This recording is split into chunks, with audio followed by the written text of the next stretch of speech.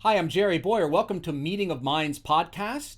And we're talking today with Shannon Royce from the Christian Employers Alliance. As you know, on this podcast, we really like to talk about what's going on in markets.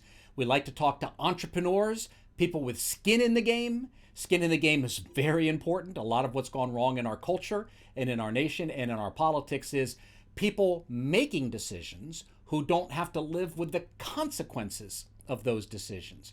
Well, people who are entrepreneurs or C-level executives, even if it's publicly traded or nonprofits, etc., people who have to look into the eyes of the people who work for them.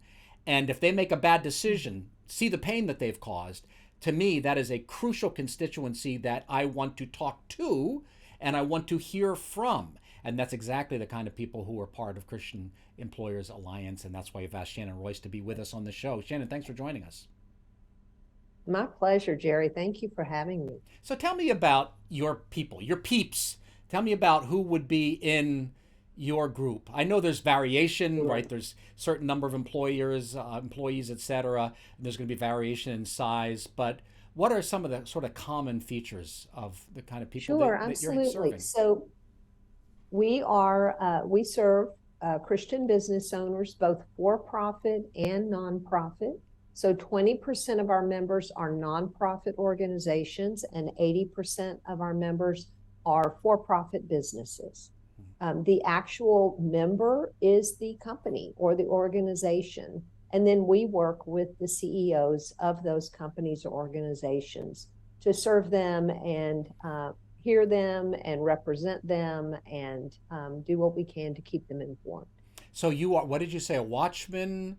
A shield, a voice, and a community. Yes. So we're a watchman when it comes to what's happening in law and policy. So we keep our eye on what's coming out of Congress and the administration, what's happening in the courts that would affect Christian business owners. We're a shield for them in that we can take on some of those really difficult tip of the spear kind of issues, like abortion funding or a Christian business owner not wanting to pay for abortions or abortion-inducing drugs. We won a lawsuit on that. Good. We have a lawsuit right now on Christian business owners not wanting to support transgender transition in their health care. And so we have an active lawsuit on that, have a preliminary injunction. The point of the shield is that when we go out as Christian Employers Alliance on one of these hard issues, our members don't have to be exposed. So it's not the name of the company taking on this administration concern. It's CEA on behalf of our company. So there's a shield of anonymity. Exactly. It is the shield of anonymity. And in this moment of cancel culture, Jerry, you know as well as I do, there is so much pressure to comply with what the big guys are saying, right? Or you get debanked, or you get doxxed even. I mean, there's your home address on the internet along with some hateful rhetoric, right? Exactly. And so having that shield and being protected from exposure is really critical. We're the voice. I'm doing this conversation with you today because we are here to represent the concerns of Christian business owners in Congress and in the media. And then finally, we provide a sense of community and community engagement through monthly calls with our members, through events like our fall summit that's happening in September.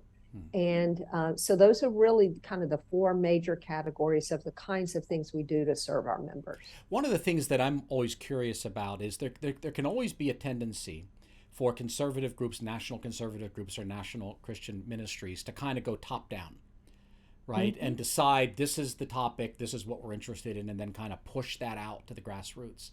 But you're an association, right? So you're organized in a kind of bottom-up way. So you listen, you're hearing things. I think most of the information is outside Washington, right? Most of the information is out there. So what are you hearing from them? What are their, say, top three, or even you want to go 4 or 5 pain points, Right. solutions? What are they wanting you to know about what they're facing? Right. There are so many. I just recently did outreach to our members, just asking them, what are the pain points you're experiencing right now? Inflation is huge for them, Jerry. Mm. The supply chain shortages are huge for them.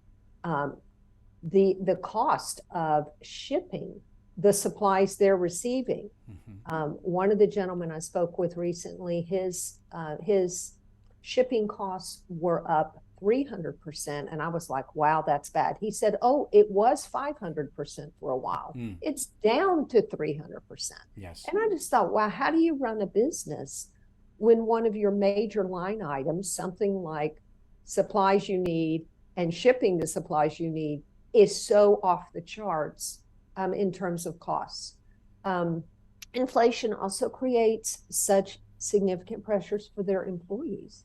So their employees need raises because they're feeling such pressure from inflation. So these are some of the concerns that we're hearing from our members and some of the concerns we will be addressing at our fall summit. And on the value side of things, obviously with the Dobbs decision that just came down, the life issue is now returning to every state around the country. And our members care about protecting unborn babies and their mothers. And so they're involved on that issue. And then the transgender issue, the EEOC says that businesses that come under EEOC, so if you have more than 15 employees, you have to cover transgender transition in your healthcare plan. And if you don't, it's discrimination. Wow. Well, for Christian business owners, that violates their conscience. Yes. And so we filed a lawsuit to protect our businesses from that, because those are the kinds of concerns that as a Christian business owner, you don't want to be paying for things that violate your conscience. You know, what I keep thinking about all of this pressure for this sexual revolution and gender ideology stuff is, if it's so great, why do we need all the mandates?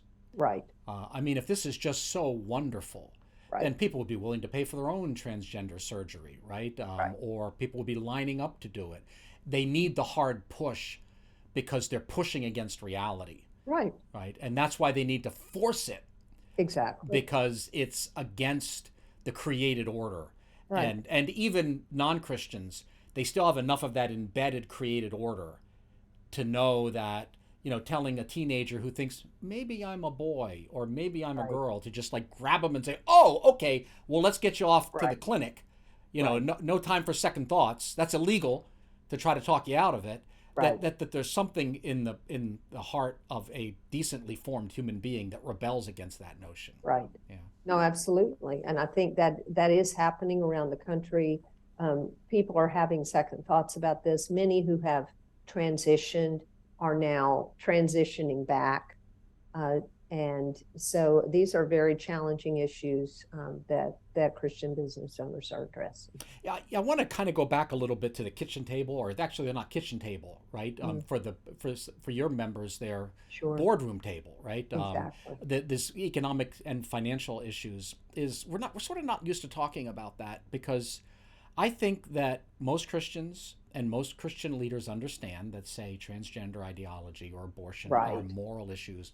Pornography is a moral issue. That's easy peasy, right? That's easy. We know that. That's easy. Sex stuff. You know, the Bible talks about sex stuff. That's more, and it is. There is a Christian moral code that includes sexual behavior and sexual restraint.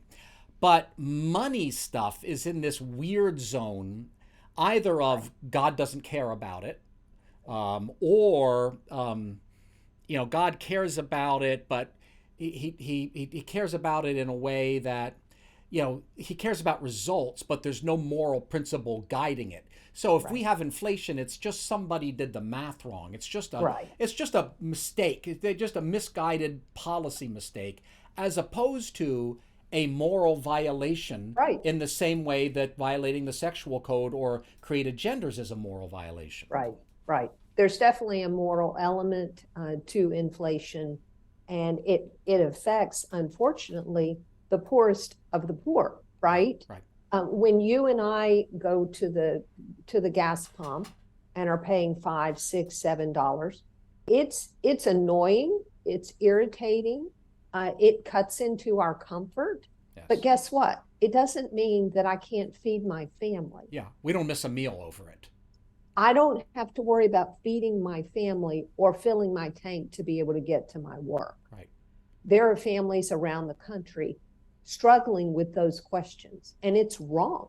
I completely agree with you. It's morally wrong. Yes. And it's interesting. I mean, this goes back to the prophets. The prophet Amos, really the first of the canonical prophets, talks about inflation as a violation. And he talks about the poor are sold for the price of a pair of shoes, because in an inflationary environment where you have unjust weights and measures, then the poor can't keep up. And in that society, when you were out of options, essentially you sold yourself into slavery so you'd get fed. Yeah. Right. And it looks differently today, right, but it still affects that same population. It affects the poor much more than it affects those who have greater means. And it's still a matter of prophetic denunciation. It's still the role of the prophet of God, whether we're talking about a prophet, or the church or Christian leaders. It's still the role of the prophetic witness of the church to talk about the evils of inflation. Right, to speak up on that. It didn't somehow become moral, when the Old Testament went away. It's still bad. Right. Yeah, I'm sorry, go ahead. No. I was just going to say, it reminds me during COVID, there was a pastor who commented, when someone says we're all in the same boat, he said, no, we're not all in the same boat. We're all in the same storm, but we're in different boats. Interesting. Like the boats that you and I live in are comfortable boats. Right. And we don't have to choose whether to gas our boat or feed our family. The little boats that the poor are in, they are having to make those choices, and that's very troubling to me. And our employers are being confronted with the pressure that inflation is creating for their employees, and it's creating significant stress for their employees, trying to meet the needs of their families with continuing inflation. Well, let's continue your analogy. There's the storm and there's the boats. Right. Where's the lighthouse? Right? Because there's supposed to be a lighthouse. Right. And it's a piercing light, and there's a foghorn so that they can find their way home.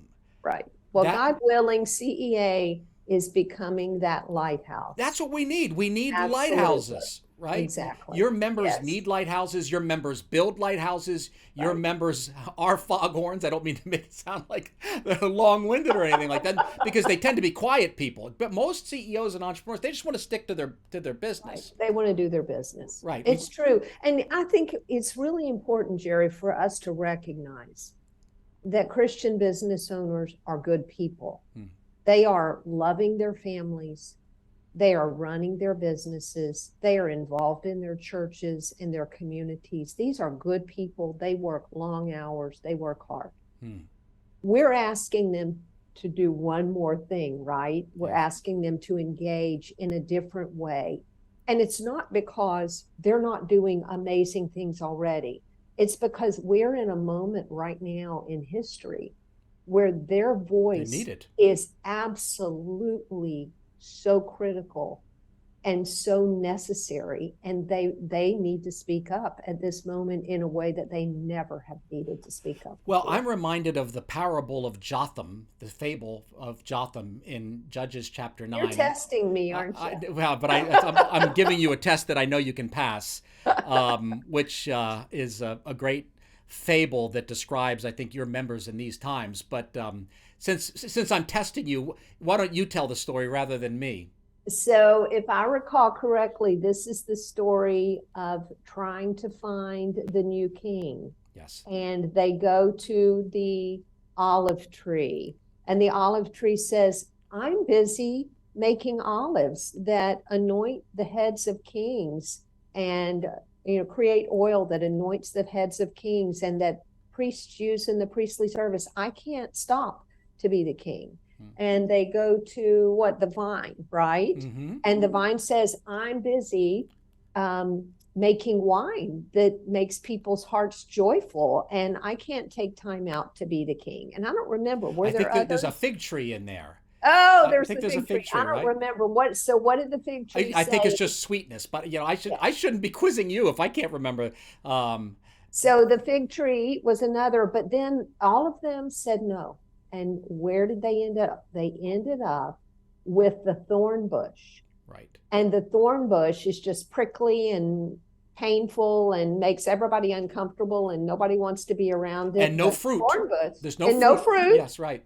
No production of anything, frankly. Yes. But he was willing to be the king, right? And so all the others had to come and bow before the thorn bush. And I think that I love that you raised that, because I think that is kind of a picture of where we are right now. And we need those fig trees and those olive trees and those vineyards to stand and take their place for the greater good and the greater culture. Otherwise, the thorn bushes, we all have to get, all the trees have to get as low as a thorn bush, and that's mighty low. And that's what the thorn bush mentality does. It wants to cut down all the other trees, right? Cut down everybody else down to its level, a handicapper general in that story by, I think it's Vonnegut. So that's your members, right? Yeah. So keep doing your olive oil, keep doing your grapes. I think there's figs. I'm not 100% sure. Keep doing that. No one's saying stop. Right. But also don't let the thorn bushes go unchallenged. Right. I think the thorn bush says, and if you don't bow down to me, I'll set the whole forest on fire. Wow. Yes. And the forest is on fire now. Yeah, sadly it is. I mean, I think things are as critical. You and I think, are about the same age, Jerry, and things are as critical as I have seen in my adult life. So I've lived and worked in the Washington, D.C. area for 38 years, and I have never seen things the way they are right now.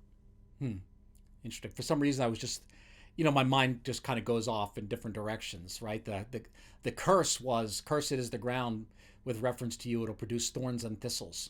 So that's, the thorn bush is a kind of reminder of the curse. But of course, then there's the seed of the woman will crush the head of the serpent. So and then later Paul says to the Christian community in Rome, not just the ecclesiastical authorities, because a lot of them were entrepreneurs, the Lord will shortly crush the head of the serpent under your heels. It's time for some serpent head crushing to go on. Spiritual warfare. I'm not talking about crushing any actual physical heads. Please no, that's not the kind of people we are. No, but there's some time. It's time for some spiritual warfare. I think some boldness. No, I think so.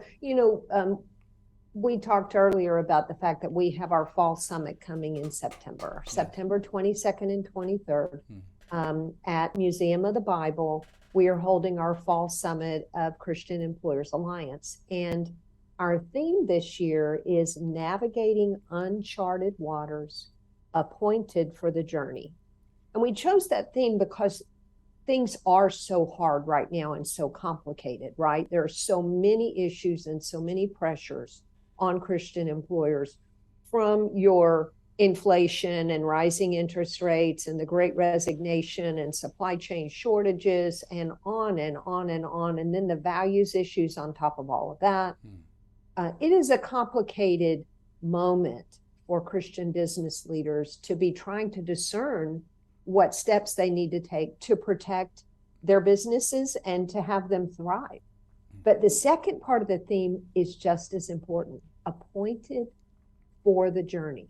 The reality is, our Christian business owners around this nation are living in 2022 because God placed them there. God placed them where they are for this very moment in history. They are in that position, leading a company for this moment. This is their moment. This is their moment to rise to the call that's on their lives. And there's no backward setting. There's no going to 2020. No. That's not available. And nobody would want to go to 2020. Well, that's We're true. going to 2019. Yeah, but there's not even We're any not going back to yeah, 2020. 2019, or I mean, yeah, pretty good economy in 2019, but there's no going back to that. No. There's forward or not. It's right? only forward. Yeah. It's only forward. Yeah. But we just have to remember, Jerry, we're not alone in this moment. Right. God is with us in this moment, and we are here because he made us to be here. This is his calling on our life for this very moment. Well, see, I love that, because we can fall into a pervasive pessimism because we've lost some cultural battles, right? But recently we've won some in almost completely unexpected. I'm a big fan of J.R. Tolkien, the Lord of the Rings, right? And when everything is lost, Frodo himself wants to keep the ring. And then something happens. Right. And Tolkien called that a eucatastrophe, right? A catastrophe is a bad thing. A eu in Greek is good. It's like a sudden goodness breaks into the world. And I think the reversal of Roe versus Wade, and we don't know what sudden goodnesses are. So you carry that ring, or you carry whatever, you carry that burden, and your members are doing that. And you speak out, and you're brave. You join the fellowship, to march to Mordor when you need to. You can't control the outcome, but there is a above the all-seeing eye of Sauron, there's an eye who really sees everything, who's watching for us. Yeah. Right. And we can win in this moment. We can win this. I'm sorry, go ahead. No, we have to remember that what was the darkest day in all of history, right? 33 it was Good Friday. Well, Yes. we only see it as good because we know that Sunday came, right? The resurrection came. Right. Good Friday was a dark, terrible, terrible dark day. And yet out of that darkness, new life came. And, I, for one, Jerry, I truly believe that what we need in our nation is a revival. And we are doing the work, and we are engaging the culture, and we are doing all the things that we are called to do. But I really believe that what we need is a revival of the church and the faithful in this culture. And so we are doing work while praying for revival. And I think that's what we need to be doing. So a couple of minutes ago, we talked about the seed of the woman crushing the head, the skull of the serpent, right? And Paul saying that later. So Good Friday takes place where? Takes place the place of the skull. Right. See, that's that moment of pain is and faithfulness. Because Jesus, in Hebrews, he remains faithful when no one else was faithful. All the disciples had left. He remained faithful, and that's the moment that the head of the serpent is crushed. Right. Holding on, that's in the dark time, that holding on when all hope seems lost. Lama sabachthani. Why have you forsaken me? I mean, I think a lot of us feel kind of forsaken in this culture, in this moment right now. Yeah. But we're not forsaken. No, we're not. And I think we always have to remember, one of my favorite reminders, that I remind myself, right, when I get discouraged, is that God is both good and sovereign. If he were only good, then he could kind of be a wimp, right? He could just be loving and wimpy, and he's nice, right? Yes, right. And if he were only sovereign, he could be a bully. Yes. Just all powerful, and he just does whatever he wants. But the word tells us that he is both good and sovereign. He is both. And he is always working on behalf of his people in his goodness and in his sovereignty. That's a good word. As a good word. As I look out around our world right now, I see it every place. There's a straining or a shaking. I mean, if I read another story about some poor waitress who gets punched, or a flight attendant, or someone in a store getting beaten up just because they didn't have the right thing, there's a fraying of the social fabric, right? And Ecclesiasticus isn't the Bible, but it's a good book where it talks about the people of commerce who hold fast the fabric of this world. And that's your people are up against that. The Great Resignation. I'm sure they're seeing more workplace conflict. I'm sure they're seeing more problems. Their families are seeing. I don't know a single family right now that does not have some kind of crisis going on. That would be unexpected for like families who have their act together. Right. are still getting hit with all sorts of unexpected things. And when something like that happens, that's the moment that we need to hold fast the fabric of this world. And Right. that is mostly an employer thing. Mm-hmm. It's family, yes. But Of beyond the course. family, that's mostly an employer thing. That's not mostly Well, a politics thing. Yeah. no, I think the thing that's interesting is that the church is obviously foundational, and you and I would agree on that. Sure. But you're at church on Sunday. Yes. Most of the faithful attend church on Sundays, Mm-hmm. so that's one day a week. Right. Christian employers see their employees 5 days a week. Right. They have them 40, 50, 60 hours a week where your pastor, you'll be with him maybe 2 or 3 hours a week. Yes. Yes. Maybe. Yes. Right. Right. And so the influence of Christian business owners on the lives of their employees is just unparalleled. Absolutely unparalleled. Yes. And I think the other thing is people tend to bring their best self to church.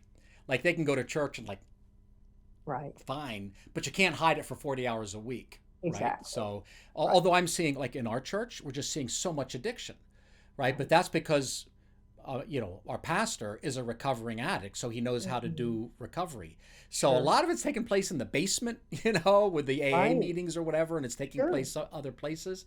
Yes, the church is absolutely foundational. It teaches us the truth. In that sense, it's a lighthouse. It's not a ship. We're continuing the analogy, right? The lighthouse says, here's the truth, here's the light, but you have to have a captain, right? And the captain has to steer, and your people are the captains of ships. Right. Yep. And they're in the storm and engaged, and we're just calling them to engage more fully in the larger picture. And as we discussed, they're good people doing good things. They're loving their families. They're involved in their churches and their businesses and their communities. And so we're not calling them out like you're not doing enough. We're just encouraging them to use that voice and that influence that they have in their communities to speak up on behalf of their employees and behalf of their communities in ways that will be influential in the broader culture. My impression, I obviously don't know all your members. We are a member, right? But I don't know all the members. But my impression is that the Christian employers know already. They don't need to be talked to. They might be busy. It might be hard for them to find time and margin. Exactly. But they're awake to the realities in some ways more than the other leaders are, right? So they don't need to be talked into it. They just need to be helped. And that's what you're doing. You're helping them. Equipping. Exactly. No, absolutely. So I noticed you have the conference coming up, but you also have a lot of resources, because I know for a lot of them, they don't know in many cases what to do. Can I pray in my company? Do I have to pay for transgender surgery? Do I have to pay for abortion? Exactly. They don't know, continuing with the analogy, they don't know the safe harbors legally. Right, exactly. Right. And so I think one of the things you do, Alliance Defending Freedom, also does this, and I think you partner on some of these things, which is to basically say, if you do these things, you are within the law and you don't have to worry anymore. And we got your back. If some bureaucrat comes after you, we got your back. Yes, you can have a plaque that says this business is dedicated to the glory of God. Sure. Yes, you can pray together. No, you can't command somebody to go to the prayer meeting. Exactly. Giving that safe harbor. Faith in the Workplace is a wonderful document that Alliance Defending Freedom has put out that helps employers know where are the boundaries, what can I do, what can't I do. It's a resource that we share regularly. I've seen that. With people, because it's just such a great resource. And I've seen even well-informed people kind of struggle. Can I pray at a staff meeting? Well, yes, you can. How do I know I can? Well, here's the legal precedent. Here's what RFRA says, and they haven't rescinded it yet. By the way, I noticed when I was looking on your website, we talked about a lot of these things. But there's something I didn't know that you were involved with, which is health insurance. Yes. So this is interesting. This is huge. Yes. Can you tell us about it? So we have a healthcare captive called Covenant Choice, And Covenant Choice is a values-based healthcare captive. And what that means is we have a plan that protects you from paying for abortion or abortion-inducing drugs. It protects you from paying for transgender and other services that would violate your conscience.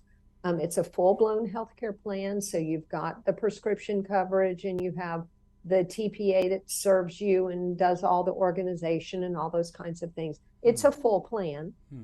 It currently serves Christian employers with more than 100 employees.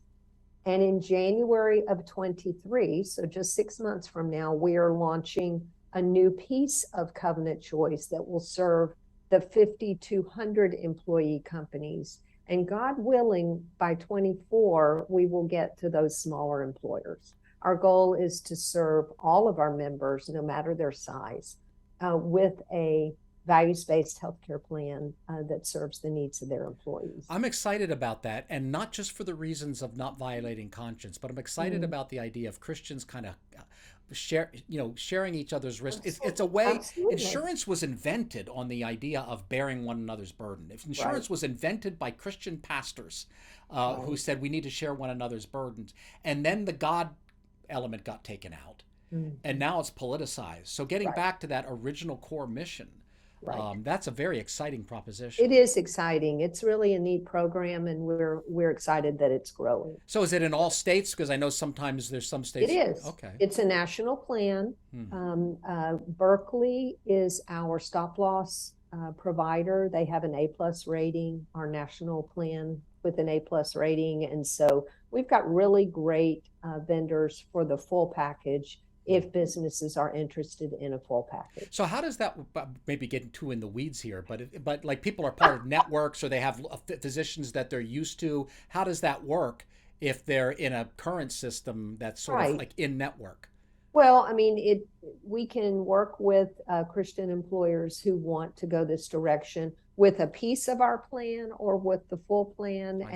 Those are just conversations we would have with each individual employer. Interesting. I really think that something's happening in healthcare. This is probably a conversation for a different time. The system is breaking down. Yes, it is. And not just the insurance system, the delivery system is breaking down, right? And there almost needs to be an arc out of that flooded system. Topic for a different conversation. Our goal has been in recognizing exactly what you're describing, that a breakdown is happening, that we need to be prepared for that. And so this was started just 2 years ago now. So it's a newer plan, but it's gone really well. So we're excited about it. So you were out ahead of that. And I don't mean broken down just in terms of the moral issues, the basic functionality of the system is breaking down. I completely agree. No, it really is. Now, we don't need to get off today before you give me the chance to tell people how they can come and join us. You don't have to tell me. I already did it. But yes, tell everybody else. Absolutely. So it's really easy. If you're a Christian business owner and you have a Trinitarian kind of view, our statement of faith is a Trinitarian, very orthodox statement of faith. And we would welcome you to come and join us. ChristianEmployersAlliance.org, ChristianEmployersAlliance.org. There's a place for you to become a member. You just click on that and read through, and pretty straightforward, easy peasy. If you have any trouble, let us know and we'll help you. I think we got our approval in, I don't know, a couple of days. It was really quick and it was easy to sign up. So it's we do look to screen through. We don't want people who are not actually Christian business owners joining CEA. And so we do screen and look to confirm that. But yeah, so it's a pretty quick process, and we would welcome our friends to come and join us. Wonderful. Friends, join us. Join the rest of us.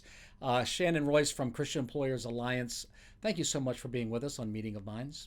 My pleasure. Thank you, Jerry. God bless.